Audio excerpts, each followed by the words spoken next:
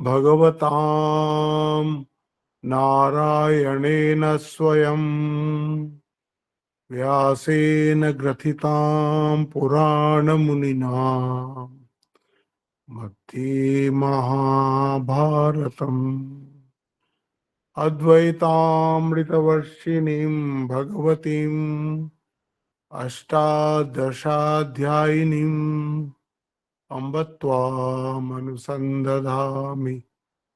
भगवद्गीते भवद्वेषिणीम् वसुदेवसुतं देवं कंसचाणूरमर्दनम् देवकी परमानन्दं कृष्णं वन्दे जगद्गुरुम् मूकं करोति वाचालं पङ्गुं लङ्घयते गिरिं यत्कृपातमहं वन्दे परमानन्दमाधवम्। আমরা দ্বিতীয় অধ্যায়, যেটা একদিকে বলতে গেলে ভগবত গীতার ফাউন্ডেশনাল চ্যাপ্টার, যা কিছু ভগবানের বলার কথা সেটা এই অধ্যায়ে উনি বলে দিয়েছেন। হ্যাঁ, তো এটার মধ্যেই এখন যে 17টা অধ্যায় আছে, এর পরে 3 থেকে নিয়ে 18 অব্দি যে 16টা অধ্যায় আছে, ওটা হচ্ছে এইটারই বিস্তার। তো এখন শেষ, এটাতে 4 ভাগ আছে।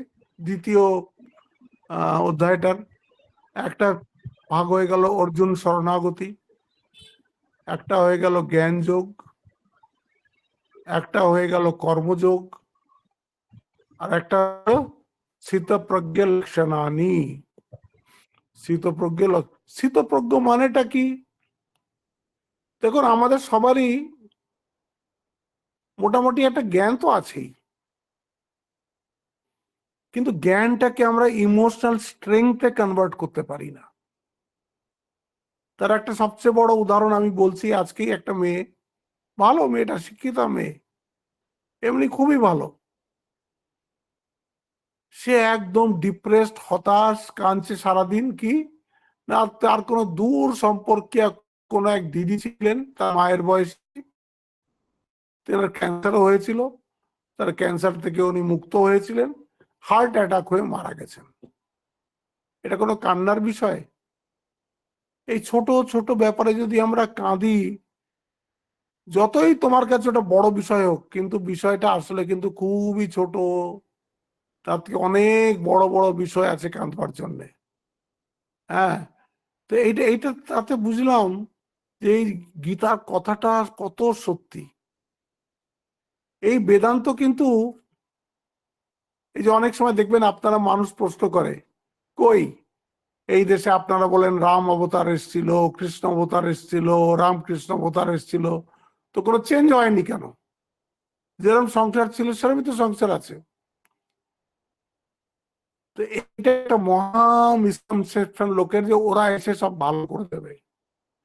বেদান্তের কাজ সংসারকে পরিবর্তন করা নয়, ওটা একটা ইমপ্র্যাকটিক্যাল কথা।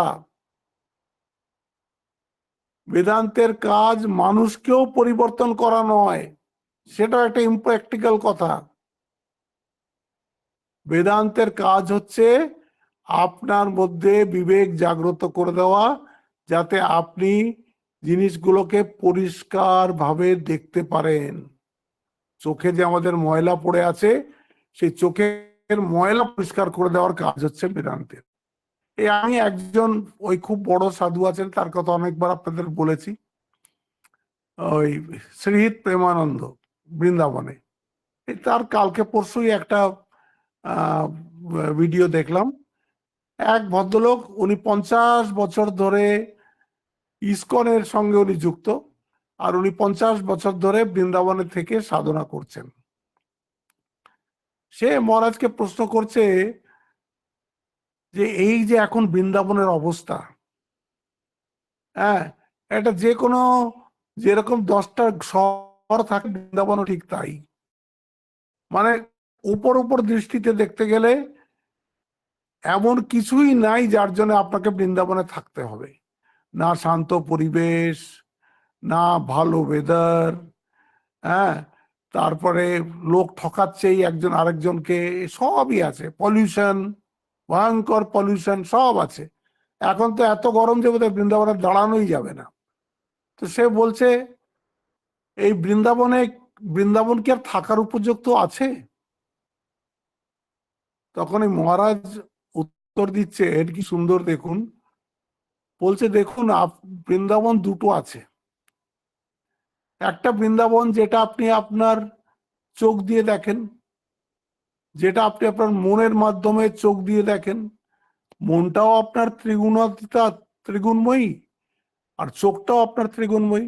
সত্য রজ তম দিয়েই আপনার মনটা তৈরি, সত্য রজ তম দিয়েই আপনার চোখটাও তৈরি। আর এই যে বৃন্দাবনটাকে আপনি দেখছেন, সেটাও সত্য রজ তমাত্মিকা। তো আপনি কি দেখছেন, এটা আপনার গুণের উপরে ডিপেন্ড করবে। তো এইটা মনে রাখবেন, এই বৃন্দাবন পেছনে আরেকটা বৃন্দাবন আছে, সেইখানে সবসময় রাধা কৃষ্ণের লীলা হয়ে যাচ্ছে। যে নিজেকে এই তিন গুণের বাইরে নিয়ে যেতে পেরেছে, ওই যে বলছে না, ত্রৈগুণ্যা বিষয়া বেদা নিস্ত্রৈগুণ্যা ভবার্জুনা নির্যোগা কি নিরিয়ে, যা হোক, পরের লাইনটা মনে পড়েছে, আত্মবান বলছে। তো সেই বলছে যে সেই বৃন্দাবন কিন্তু কখনোই নষ্ট হয় না, সেখানে রাধা আর কৃষ্ণের লীলা সব সময় চলছে। এখন আপনার দৃষ্টি যদি এই বাইরের বৃন্দাবনে থাকে, আপনি ওই বৃন্দাবন তো কখনো পাবেন না। তখন উনি বলছেন, তাহলে আমি তো 50 বছর ধরে জব করছি, আমার তো দৃষ্টিতে কোনো পরিবর্তন হয়নি, তার মানে আমার তো 50 বছর বেকার হয়ে গেল। বলছে না, 50 বছর বেকার হয়নি, এই সাধনার তো কিছু ফল আছেই আছে। তারপরে উনি বলছেন কিভাবে ভগবানকে ডাকতে হবে, কিভাবে ভগবানের নাম করতে হবে। সেটা এত সুন্দর ভিডিওটা, সেটা আমি বোধহয় গ্রুপেও দিয়েছি, এই এই গ্রুপটাও বোধহয় আমি দিয়েছি। আপনারা দেখেছেন কিনা আপনারা জানেন না, জানি না, দেখে নেবেন। তো দেখুন, সংসার এরকমই থাকবে। এখানে চিটিংও চলবে, আপনার অপমানও হবে, এখানে নোংরামিও থাকবে, এখানে কারাপশনও থাকবে, এখানে যত কিছু সংসারের মধ্যে নোংরা, এই সংসারেই থাকবে। এখন আপনি ওটাকে কি করে দেখেন? আপনি ওটাকে, আপনার দৃষ্টি যদি পরিবর্তন হয়ে থাকে, আপনি একরকম দেখবেন। আর আপনার দৃষ্টি যদি পরিবর্তন না হয়ে থাকে, আপনি আরেক রকম দেখবেন। যেরকম একটা উদাহরণ দিচ্ছি, সমুদ্রের ধারে দুজন বসে আছে, একজন ঢেউ দেখছে, আরে এই ঢেউটা দেখো তো কখন জন্ম হলো, এই ঢেউটা কখন বড় হয়ে গেল, এই ঢেউটা আছড়ে পড়লো। সে ঢেউ দেখছে, যেটা অনিত্য সেটার উপরে তার মন। এরকমই আমরা যা এই শরীর জন্ম হলো, ডেট অফ বার্থ এসে গেল, একটা হ্যাপি বার্থডে হচ্ছে প্রত্যেক বছর, বছর বছর বিরাট হই হই হচ্ছে। সেই মানুষটাই আবার একদিন যখন মরে যাচ্ছে, আবার কিছু লোক কাঁদছে। কেন? তাদের দৃষ্টি হচ্ছে শুধু ঢেউয়ের দিকে। আরেকটা মানুষ বসে আছে, সে ঢেউ দেখছে না, সে দেখছে শুধু জল জল আর জল। দেখার দুটো দৃষ্টি আছে। আপনি একটাকে বলে দ্বৈত দৃষ্টি, একটাকে বলে অদ্বৈত দৃষ্টি। অদ্বৈত দৃষ্টিতে দেখলে আপনি শুধু জল জল জল দেখবেন, কত ঢেউ এলো কত ঢেউ গেলো, সেদিকে আপনার কোনো মন থাকবে না। আর যদি আপনার দ্বৈত দৃষ্টি থাকে, আপনি সব সময় সংসারের ছোট ছোট ছোট ছোট এই হ্যাপেনিংস, ঘটনা, এইগুলোকে নিয়েই। এই মানুষ বলছে, অনেকে আমার কাছে এসে অনেক মানুষ বলে, আমার 3-4 ঘন্টা টিভির সামনে নিউজ দেখতেই আমার হয়ে যায় শেষ। কি লাভ এরকম? আমাকে একজন ব্রহ্মজ্ঞানী মহারাজ বলেছিলেন যে জ্ঞানী আর অজ্ঞানীর লুকআউটের মধ্যে ফারাক কোথায় জানো? আমি বলছি কোথায় ফারাক? বলে আমাদের জীবন মানেটা কি? বিভিন্ন ঘটনা সমূহর সম্মিলিত যোগটা হচ্ছে আমাদের জীবন। একটা জীবন মানে হচ্ছে একটা মানুষের সমস্ত জীবনের ঘটনাগুলোকে দেখা। আমরা যখন কারোর ইতিহাস পড়ি, কারোর বায়োগ্রাফি পড়ি, তখন কি করি? ওই মানুষটার কার্যকলাপ পড়ি সারা ছোটবেলার থেকে আর এই মরা অবধি। তাতে আমরা আমরা ঠিক করে নিই এটা বড় কি ছোট, ভালো কি খারাপ। বলছে এটা হচ্ছে অজ্ঞানীর দৃষ্টি। আর যে জ্ঞানী না, তার কাছে গোটা জীবনটাই একটা ঘটনা। এ হচ্ছে ঘটনার কে সব যোগ করে তার হচ্ছে জীবন। আর সেখানে বলছে সমস্ত জীবনটাই একটা ঘটনা। সে ঠাকুরের গল্প আছে না, যে নারায়ণ শুয়ে আছেন, লক্ষ্মী পা টিপছেন, বলে গুড়ুম করে আওয়াজ হলো। বলে প্রভু এটা কিসের আওয়াজ হলো? বলে রাবণ জন্ম নিল। তার কিছুক্ষণ পরে গুড়ুম করে আবার একবার যে আওয়াজ হলো, কি হলো? রাবণ মরে গেল। দুবার গুড়ুম। গোটা জীবনটা একটা ঘটনা মাত্র। এটাতে যদি বেশি মন লাগিয়েছেন, এটাকে যদি সত্য বলে মনে করেছেন, তাহলে এই সংসারের থেকেও বেরোতে পারবেন না, এর হাবুডুবু খাওয়ার থেকেও বেরোতে পারবেন না। এটা হচ্ছে একেবারে ধ্রুব সত্য কথা। গীতা এটাই শেখায়, চেঞ্জ অফ আউটলুক। বেদান্ত কখনো সংসারকেও বদলাচ্ছে না, বেদান্ত মানুষকেও বদলাচ্ছে না। আপনার জীবনটা আপনি যদি চান, তাহলে কি বেদান্তর অনুরূপ যদি জীবন যাপন করেন, আপনার দৃষ্টি বদলে যাচ্ছে। এই হচ্ছে আসল ব্যাপার। এইটাকে সব সময় মনে রাখতে হবে। বেদান্ত হচ্ছে science of man in depth.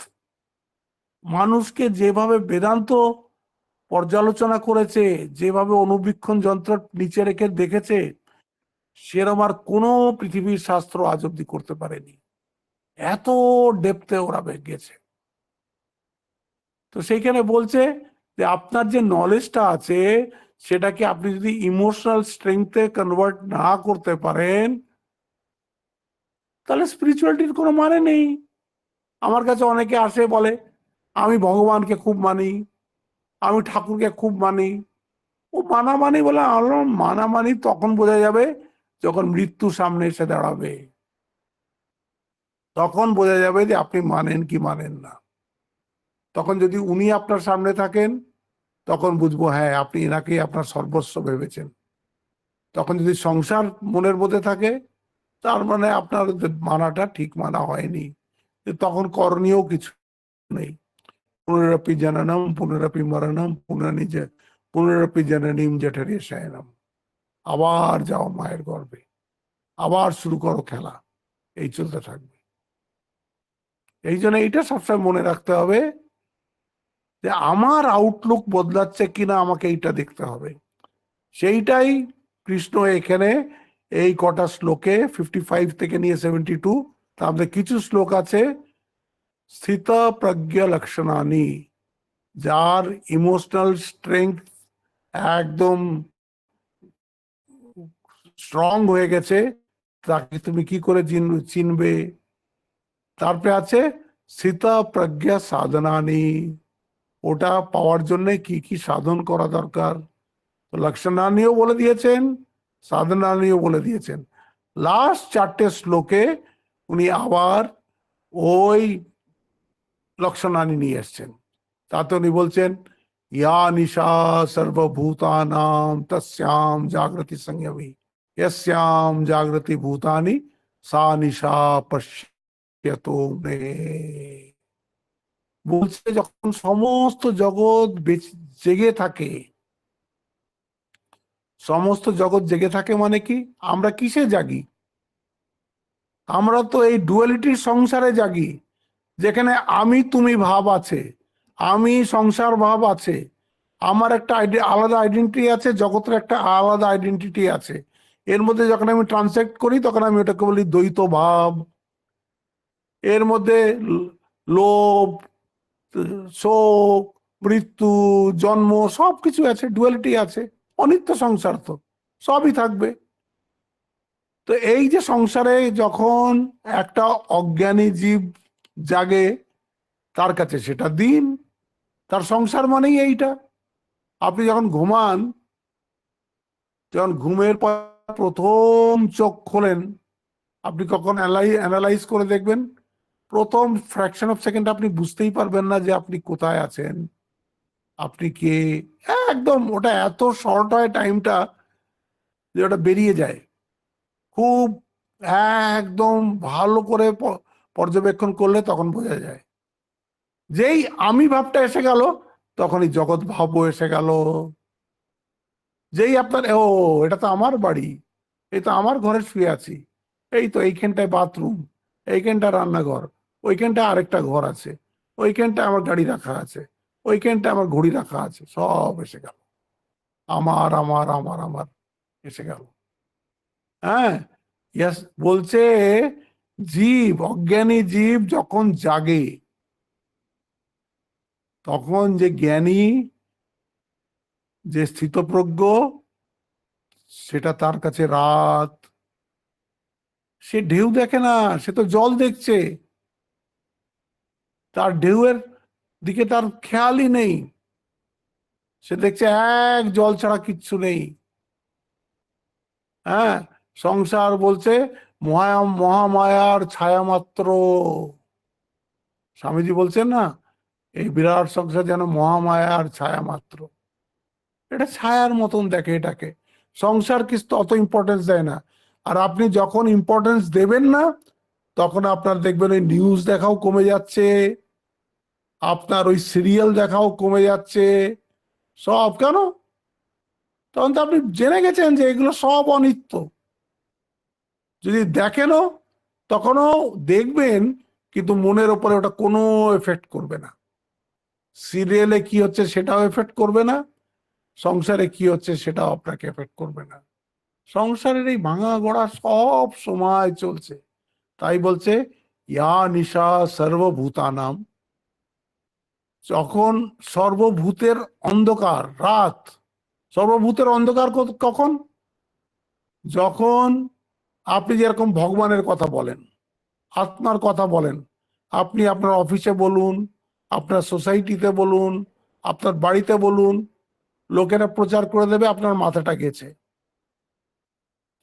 সব কি আবল তাবল বকছে, ভগবান ভগবান বকছে, আত্মা টাত্মা বকছে, এর মাথাটা গেছে। এটা ওদের কাছে রাত। এটার এদের কোনো আইডিয়া নেই এই মানুষগুলোর। তাই বলছে, তস্যাম জাগ্রতি সংযমী। যে সংযমী, সে সেই জ্ঞানের মধ্যে জেগে রয়েছে, যে জ্ঞানটাকে সাধারণ মানুষ রাত মনে করছে। আর দূর দূর, ভগবান টগবান হয় নাকি, বাজে কথা, হয়ে গেল।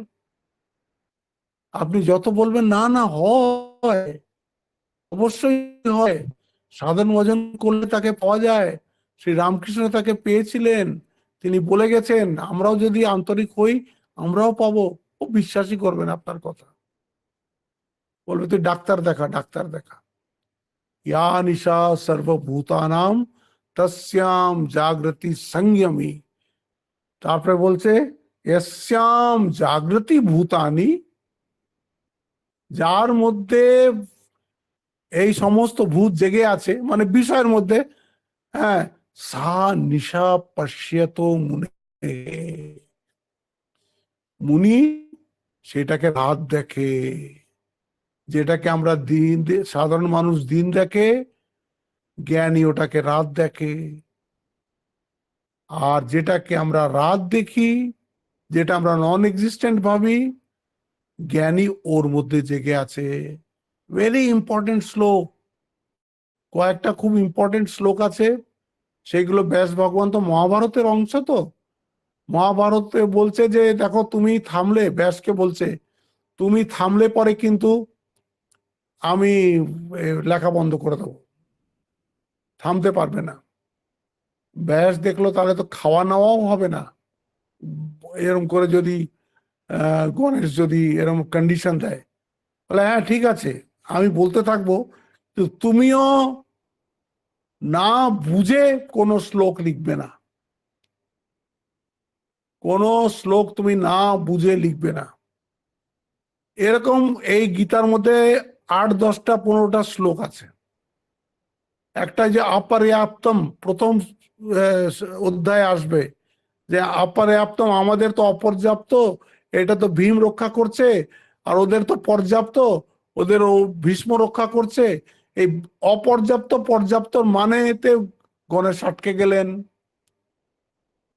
গণেশকে ওখানে আটকে যেতে হলো। তখন ততক্ষণে ব্যাস ভগবান স্নান টান করে নিয়েছেন, খাওয়া দাওয়া করে নিয়েছেন, আবার ততক্ষণে ব্যাস গণেশ বুঝে গেছে, গণেশ লিখে দিয়েছে। তারপরে নেক্সট ওরকম শ্লোক আসবে, না সতো বিদ্যতে ভাবো না ভাবো বিদ্যতে সতঃ উভয়োরপি দৃষ্টান্ত তনয় তত্ত্বদর্শিবি। দ্বিতীয় অধ্যায়ের 16 নম্বর শ্লোক দেখুন, ওইখানেও গণেশকে ভাবিয়ে দিয়েছিল। হ্যাঁ, না সতো বিদ্যতে ভাবো, হ্যাঁ, যেটা অসৎ তার বিদ্যমানতা কখনোই নেই, আর যেটা সৎ সেটা অবিদ্যমান কখনোই হয় না, গণেশকে ভাবতে হয়েছিল। তারপরে এই তৃতীয় শ্লোক এসে যাচ্ছে এইটা, এই যে या निशा सर्वभूतानां तस्याम जागृति संयमी यस्याम जागृति भूतानि सा निशा पश्यत मुने। এরপরে আসবে সেই চতুর্থ অধ্যায়, চতুর্থ অধ্যায়ে একটা কর্মযোগের শ্লোক আসবে, कर्मण्या कर्मया पश्येद अकर्मणि च कर्मया स बुद्धिमान मनुष्य सयुक्त কৃষ্ণ কর্মকৃত। এইখানে আবার গণেশকে ভাবতে হবে। তা আমি বলে দেবো কোন কোন কোন শ্লোকটা খুব কঠিন, যেখানে গণেশকে আটকাতে হয়েছিল। ওর পরে নবম অধ্যায়ে একটা শ্লোক আসবে, হ্যাঁ, এর আমি বলে দেবো যে এই শ্লোকগুলো হচ্ছে ভীষণ কঠিন, এগুলো আপনাদের মুখস্থ থাকা দরকার, এগুলো আপনাদের বিস্তারিত ভাবে পড়াও দরকার। আমি তো ভাবছি আপনারা যদি পড়েন কি পড়েন না, একটা যারা গীতা আমার ক্লাস অ্যাটেন্ড করছে তাদের নিয়ে একটা আমরা গীতা চ্যান্টিং এর একটা করব, কম্পিটিশন করব। আগে আমরা একটাই কিছু শ্লোক দেব, যেরকম 11 থেকে 25, 11 থেকে 25 বই না দেখে নির্ভুল ভাবে কে বলতে পারবে, ভালো উচ্চারণ ভালো সুর যে যেরকম বলতে পারবে, এইভাবে আমরা ফার্স্ট সেকেন্ড থার্ড প্রাইজ দেব। আমার আমার মনে মাথার মধ্যে এখন ঘুরছে, আপনারা সবাই শুনে নিন, এরকম করে গীতা মুখস্থ করতে হবে। গীতা মুখস্থ না করলে গীতার মাধুর্য আসে না। তো এইখানে এখানে বলছেন এই শ্লোকটার মানে হলো, জাগতিক লোক জগৎকে সত্য মনে করে যে জাগে বেঁচে আছে, মুনির কাছে সেটা অন্ধকার রাত্রি। আর যখন যেখানে জাগতিক লোক ঘুমায়, যেরকম এই পরমাত্মার কথা আত্মার কথা, জগতের লোকের এসবেতে কিচ্ছু আসে যায় না। আমাদের এক মহারাজ হল্যান্ডে পাঠানো হয়েছিল, হল্যান্ড সেন্টারে ওকে পাঠানো হয়েছিল, অনিল মহারাজ বলে ওর নাম। তো প্রথমবার উনি 2-3 বছর হল্যান্ডে থেকে আর তারপর উনি ফিরেছেন, তখন আমরা সব সাধুরা ওকে ধরেছি, মহারাজ হল্যান্ডের কিছু এক্সপিরিয়েন্স বলুন। বলে কি এক্সপিরিয়েন্স বলবো, ওরা শরীরের বাইরে যে কোনো এন্টিটি আছে এটা ওদের দূর দূর অব্দি ধারণা নেই।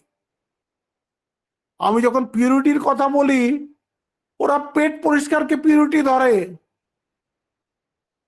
পিউরিটি অফ মাইন্ড ওরা বোঝেই না কি হয়, সেই কনসেপ্টই ওদের জন্মায়নি। মহারাজ বলে আমি আছে, আমাকে পাঠিয়েছে আছি, কিন্তু ওরা একদম এইসব বেদান্তের এই যে বৈদান্তিক জীবন, সেটা ওরা কিচ্ছু বোঝে না। এটা তো আমাদের একটা সৌভাগ্য যে আমরা ভারতে জন্মেছি, এসব কথা আমরা এমনিই পেয়ে গেছি, আমাদের কাছে কথাগুলো আনন্যাচুরাল মনে হয় না। আজকাল ইউনিভার্সিটিতে পড়া ছেলে মেয়েদের কথা আলাদা, তারাও এত খারাপ নয়, তাদেরকেও হয়তো বোঝালে বুঝবে। কিন্তু এই যে বিদেশে, এই যে সব ইউরোপিয়ান দেশে আমেরিকান দেশে সব এরা আর কিচ্ছু বোঝে না। খুব মুষ্টিমেয় কজন বোঝে, আর বেশিরভাগই কিচ্ছু বোঝে না, একদম বোঝে না। রাশিয়ার একজন মহারাজ এসেছিল, আমি বললাম যে রাশিয়াতে তোমাদের এখানে কয়জন আসে? তো ও এখন ইনচার্জ হয়েছে, কিন্তু আগে যে রথিন মহারাজ গেছিলেন, যিনি আমাদের এই যে বহরমপুরে এসছেন, ওনারই শিষ্য ওরা সব, 10-12 জন শিষ্য আছে। তো উনি রোজ, এখনো ইন্ডিয়াতে আছেন, তো ইন্ডিয়ার থেকে উনি রোজ অনলাইনে ওই 8-10 জনের সঙ্গে ক্লাস করেন। গোটা রাশিয়াতে ওই 8-10 জন লোক একটু একটু বুঝতে শিখেছে। মহারাজ ওদেরকেই দীক্ষা দিয়েছেন, এবং ওখানে মাঝে মাঝে যানও, এখন আবার উনি যাবেন। বলে এখানের মানুষ এসব কিছু ওদের ট্রেন্ডই নয়, এসব এসব আমরাই কতটা ট্রেন্ড। আমরা যতবারই গীতা বলছে তুমি শরীর নও, তুমি মন নও, আমরা তো 1 মিনিটের জন্য শরীর থেকে মন সরছে না, শরীর নিয়েই আমরা ব্যস্ত হয়ে রয়েছি। তো এটার জন্য টাইম দিতে হবে, এর জন্য ভাবনা দিতে হবে, এটাকে ভালো করে বিচার করতে হবে। সেটার জন্য বেসিস হচ্ছে এই শাস্ত্র। শাস্ত্র না হলে হবে না, শাস্ত্র পড়তে হবে। তা এবার দ্বিতীয় শ্লোকটা, আপূর্যমানম জল প্রতিষ্ঠম সমুদ্রমাপ প্রবিশন্তি অদ্বৎ তদ্বৎ কামায়ম প্রবিশন্তি সর্বে সশান্তি মাপনোতি না কাম কামি। এই বলে দিলেন। এখানে একটা উদাহরণ দিলেন উনি। উদাহরণটা কি দিলেন? যে এই যে সমুদ্র আছে, তুমি সমুদ্র, তোমার স্বরূপ হচ্ছে সমুদ্র, যেখানে কত জল আসছে, কত নদী নিজেকে খালি করছে, কিন্তু লেভেল একটুও বাড়ছে না। নদী শুকিয়ে যায়, পুকুর শুকিয়ে যায়, এইসব জলাশয় শুকিয়ে যায়, কিন্তু সমুদ্র যেমন কা তেমন দাঁড়িয়ে আছে। আপূর্যমানম অচল প্রতিষ্ঠম, এই যে এত আপূরিত হচ্ছে, এত জল ওর মধ্যে পড়ছে, অচলম প্রতিষ্ঠম, সে অচল হয়ে দাঁড়িয়ে। সমুদ্র মাপ প্রবিশন্তি অদ্বৎ, সমুদ্র যেরকম এত জল পড়লেও শান্ত এক লেভেল রয়েছে, তদ্বৎ কামায়ম প্রবিশন্তি সর্বে, বলছে এরকমই যতই এই আমাদের এক্সপিরিয়েন্সে আসুক না কেন, সেটা সুখেরও হতে পারে, সেটা দুঃখেরও হতে পারে, আমাদের এই এক্সপিরিয়েন্স নেই তো আমাদের জীবন, সেটা ভালো হতে পারে, সেটা মন্দ হতে পারে, বলছে যে তাতে একেবারে বিচলিত হয় না, শান্তি মাপনোতি না কাম কামি। এই একটা উদাহরণ দিলেন, আপূর্যমানম অচল প্রতিষ্ঠম সমুদ্রমাপ প্রবিশন্তি যদ্বৎ তদ্বৎ কামায়ম প্রবিশন্তি সর্বে। এরকমই যতই কাম, যতই ক্রোধ, যতই লোভ, যতই মদ মাৎসর্য আসার চেষ্টা করুক, যে কাম কামি নয়, সেগুলোকে একদম ডিস্টার্ব করতে পারে না। এইটা অ্যাকচুয়ালি বলছে যে এই হচ্ছে পারফেক্ট ম্যান, এই হচ্ছে পারফেক্ট ম্যান। আপনি দেখবেন, লক্ষ্য করে দেখবেন, এই যে সিনেমাতে হিরো টিরোকে দেখায় না, যারা হিরো এক দলের সঙ্গে একাই লড়ে গেল, এরকম করে কাল্পনিক কিছু সিন দেখায়, তো একটা জিনিস দেখবেন, লক্ষ্য করবেন, he is not disturbed, he is facing the challenges. মানে দেখুন আমাদের সিনেমার মধ্যেও কিন্তু ওই ভাবটা আছে, which we fail to notice। হিরোকে দেখাবে দেখবেন যে অন্য আর 4টে ছেলের মতন একদম ক্যাবলা হয়ে যাচ্ছে না, ভয় পেয়ে যাচ্ছে না, সাহসের সঙ্গে ফেস করছে। তার মানে কি, this are the science of a perfect man. এটা ভগবান ওইখানে তাই বলছেন, আপূর্যমানম অচল প্রতিষ্ঠম সমুদ্রমাপ প্রবিশন্তি অদ্বৎ তদ্বৎ কামায়ম প্রবিশন্তি সর্বে শান্তি মাপনোতি না কাম কাম, সে শান্তিকে প্রাপ্ত হয়। তারপরে আরেকটা শ্লোক আছে, এই দুটো শ্লোক রয়ে গেল। বিহায় কামান্য সর্বান পুমাশ্চরতি নিষ্প্রিয়া। সমস্ত কাম তার মন থেকে একেবারে চলে গেছে। যে আইডিয়াল ম্যান হবে, যে পারফেক্ট ম্যান হবে, যে স্থিতপ্রজ্ঞ হবে, বিহায় কামান সর্বান, শুরু করেছিলেন থেকে প্রজাহাতি যদা কামান সর্বান পার্থ মনোগতান, সেখান থেকে শুরু করেছিলেন, এখন সেইখানেই শেষ করছেন।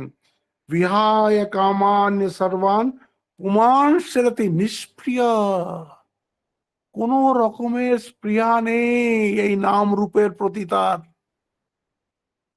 হ্যাঁ, বলতে পারেন আপনি এটা খুব কঠিন, অবশ্যই কঠিন, হ্যাঁ, কিন্তু এইটা হচ্ছে আমাদের আইডিয়াল, এইটা হচ্ছে আমাদের আদর্শ, যেটা আমাদেরকে ছুতে হবে।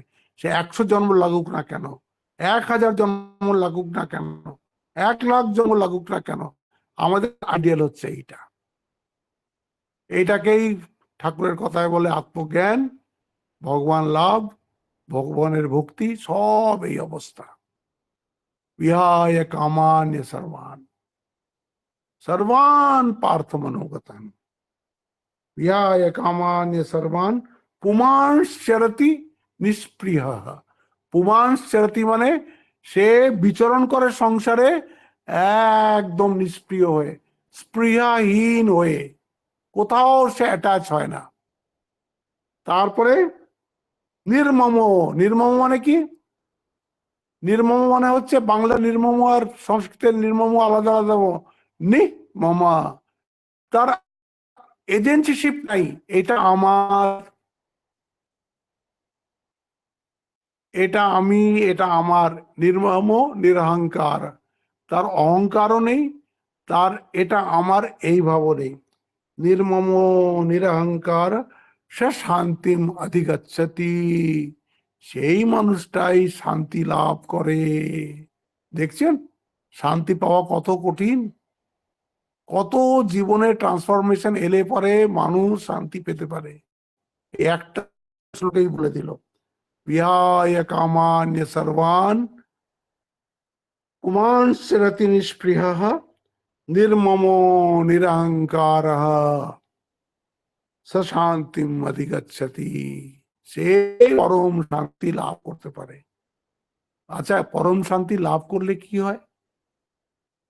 আচ্ছা, আপনি পরম শান্তি লাভ করে গেলেন, বলছে পরম শান্তিতে আপনার আত্মজ্যোতি বা আত্মজ্ঞান বা আত্মা সূর্য সমস্ত কিছু প্রভাসিত হয়ে উঠবে।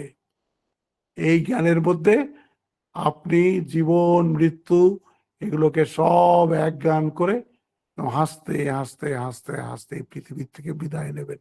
এই যে বলছে এষা ব্রাহ্মী স্থিতি পার্থ, এটাকে বলছে ব্রাহ্মী স্থিতি, সে ব্রহ্মতে স্থিত হয়ে গেছে।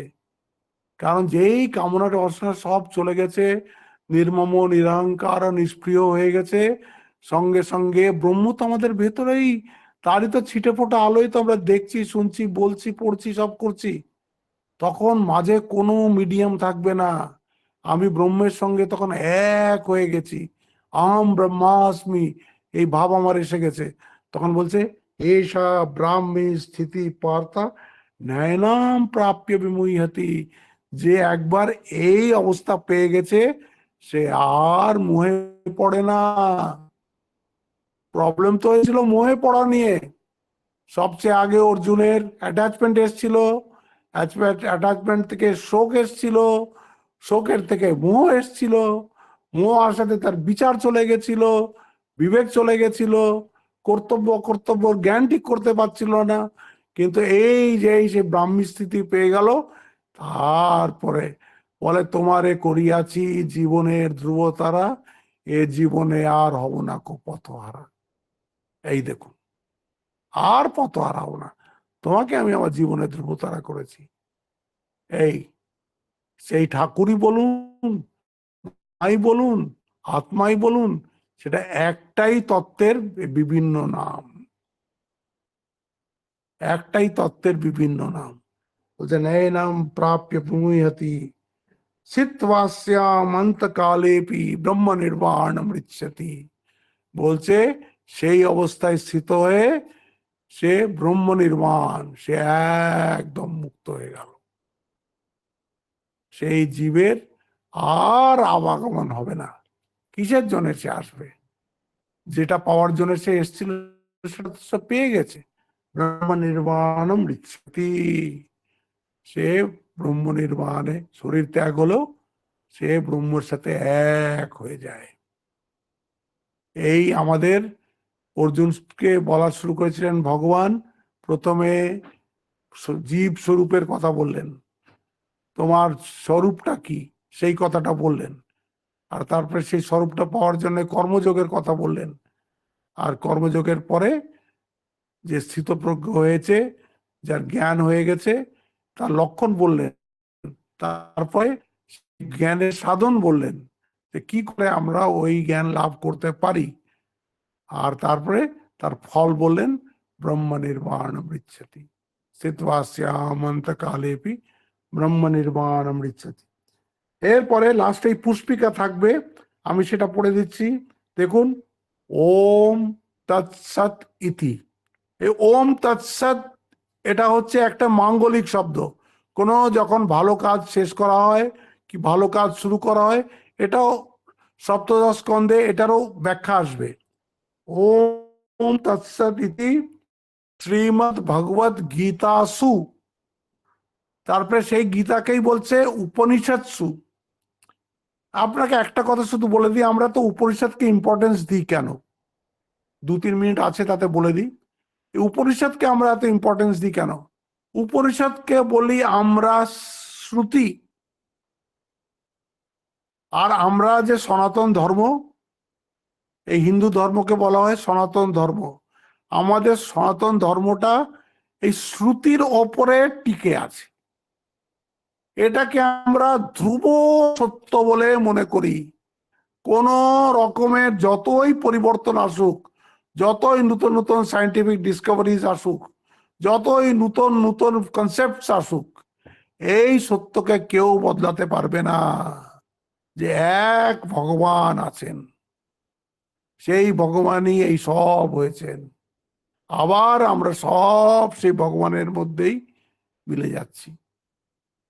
এই উপনিষদ এই কথাটাকে বিভিন্ন উপনিষদ বিভিন্ন ভাবে বলেছে। এই যে উপনিষদকে আমরা সবচেয়ে হাইয়ে রেখেছি। উপনিষদকে দার্শনিক আধার দিয়েছে ব্রহ্মসূত্র। ব্যাসদেব 555টা সূত্রে এই উপনিষদের যত কন্ট্রাস্টিং যত সূত্র আছে, সেগুলো সবাটার যে অর্থ যে একমেব অদ্বিতীয়ম ব্রহ্ম, সেটাকে উনি দার্শনিক ওটার একটা প্ল্যাটফর্ম দিয়েছেন, সেটাকে বলা হয় ব্রহ্মসূত্র। আর গীতাটা হচ্ছে স্মৃতি গ্রন্থ। কেন? এটাই কে বলছে তাও আমরা জানি, কোথায় বলছে তাও আমরা জানি, কাকে বলছে তাও আমরা জানি। তাই জন্যে স্মৃতি গ্রন্থ আরো অনেক আছে। হ্যাঁ, যাজ্ঞবল্ক্য স্মৃতি আছে, মনুস্মৃতি আছে, আরো স্মৃতি আছে। এই স্মৃতি গ্রন্থগুলো কিন্তু সময়ে সময়ে স্থান কাল পাত্র ভেদে বদলায়। যেরকম এখন মনুস্মৃতির অনেক কথাই এখন আর এই যুগে কাজে লাগবে না, কিন্তু এই ভগবদ গীতাকে দিয়েছে এই উপনিষদের সমকক্ষ স্ট্যাচার। উপনিষদ পড়া যা, ভগবদ গীতা পড়াও তাই। এই কাল পরশুই আমি একটা ইউটিউব দেখছিলাম, বলছে কোনো গ্রন্থ আপনারা আর পড়ার দরকার নেই। আমাদের হিন্দু ধর্মে হাজার হাজার গ্রন্থ আছে, হাজার হাজার গ্রন্থ নষ্ট হয়ে যাওয়ার পরেও হাজার হাজার গ্রন্থ আছে। বলে কোনোটাই আপনার পড়ার দরকার নেই যদি আপনি এই একটা গ্রন্থকে ভালো করে পড়ে নেন, সেটা হচ্ছে শ্রীমদ্ ভগবদ গীতা। তো এই শুধু এই শুনলেন এ এক জিনিস। এখন এক সপ্তাহ আমরা ক্লাস করব না, কিন্তু আপনারা ঘরে পড়তে পারেন। এটা আস্তে আস্তে পড়লেন, তারপরে ওটার মানে করলেন, তারপরে তার ব্যাখ্যাগুলো দেখলেন। অনেক বই পাওয়া যায়, বহু বই পাওয়া যায়। জগদীশচন্দ্র ঘোষের বইটা দিয়ে আপনারা শুরু করতে পারেন, তারপরে আরো অনেক ভাষ্য আছে, সেগুলো দিয়ে শুরু করতে পারেন। কিন্তু এই গ্রন্থটাকে জীবনে যদি ভালো করে পড়েন, যেরকম শোপেনহাওয়ার বলেছিলেন উপনিষদের পরে যে it has been a solace to my life, it will B A solace to my death. এইটা আমাকে উপনিষদ সম্বন্ধে বলেছেন, আমাকে সারা জীবন এই উপনিষদ শান্তি দিয়েছে। আমি জানি মৃত্যুর সময় ওই উপনিষদের জ্ঞান শান্তি দেবে, আমি তার মধ্যেই চলে যাব। শোপেনহাওয়ার বলছে এই কথা। আমি আপনি ভারতীয় হয়ে বোকার মতন বসে এই টিভি দেখছি আর সিরিয়াল দেখছি আর সময় নষ্ট করছি, আজে বাজে কথা করে, আজে বাজে কাজ করে। কত বড় কাজ আমাদের জন্য রয়ে গেছে, গীতাটাকে ভালো করে পড়ে ফেলা।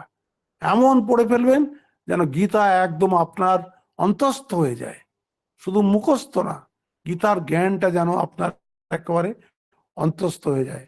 আজকে এখানেই শেষ করছি।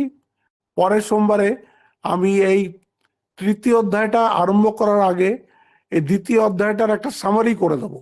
এই দ্বিতীয় অধ্যায় কি বললো সেটা একটা সামারি করে তারপরে আমরা তৃতীয় অধ্যায়ে প্রবেশ করব। এরকম আমি প্রত্যেক অধ্যায়ের পরেই ওই অধ্যায়টাকে আমি একটা সামারাইজ করে দেবো, একটা একটা স্টকে ওই পুরো অধ্যায়টা কি বলেছে সেটা ভালো করে বলে দেবো। আপনারা যারা পারেন তারা লিখে নেবেন, রেকর্ডিং তো আসছেই, কারণ অন্তত জানতে তো পারবেন দ্বিতীয় অধ্যায় কি বলা হলো, ভগবান কি বললেন, অর্জুন কি বললেন, সবটা আপনার জানা দরকার, মাথার মধ্যে থাকা দরকার। এখানে আজকে শেষ করছি। ওম শান্তি শান্তি শান্তি। হরি ওম তৎসৎ।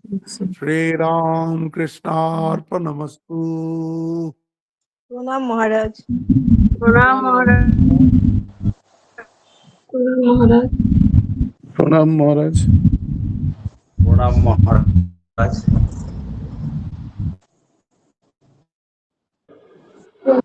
প্রণাম মহারাজ।